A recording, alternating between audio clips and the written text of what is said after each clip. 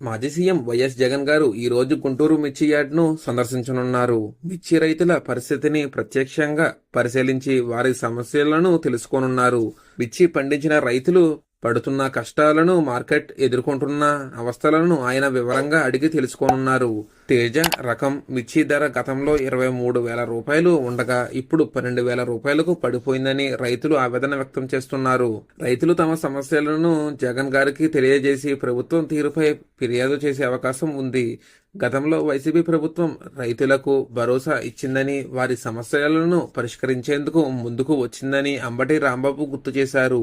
ఇప్పటి ప్రభుత్వం రైతులను పట్టించుకోవడం లేదని, మార్కెట్లో ధరలు పడిపోతున్నా స్పందించట్లేదని వైసీపీ నేతలు విమర్శిస్తున్నారు. జగన్ గారి పర్యటన నేపథ్యంలో రైతులు సమస్యలపై ప్రభుత్వం వైఖరి మారుతుందేమో అనేది చూడాలి. జగన్ గారి పర్యటన తెలిసిన వెంటనే సీఎం చంద్రబాబు గారు సమీక్ష నిర్వహించడం ప్రారంభించారని అంబటి ఎద్దేవా చేశారు.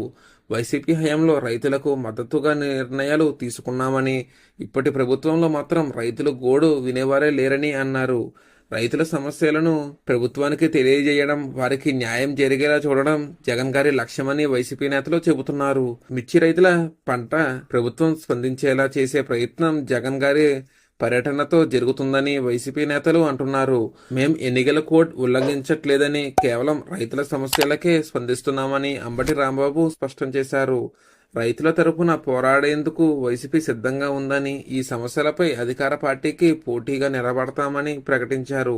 మిర్చి రైతుల సమస్యలపై ప్రభుత్వం తక్షణమే స్పందించాలని, లేదంటే తీవ్ర ఉద్యమానికి సిద్ధం కావాలని వైసీపీ నేతలు హెచ్చరిస్తున్నారు. మరి దీనిపై మీరేమంటారో కామెంట్లో తెలియజేయండి. ఇటువంటి మరిన్ని ఇంట్రెస్టింగ్ విషయాలు ఎప్పటికప్పుడు నోటిఫికేషన్ పొందడం కోసం మన ఛానల్ని సబ్స్క్రైబ్ చేసుకోండి. Thank you friends.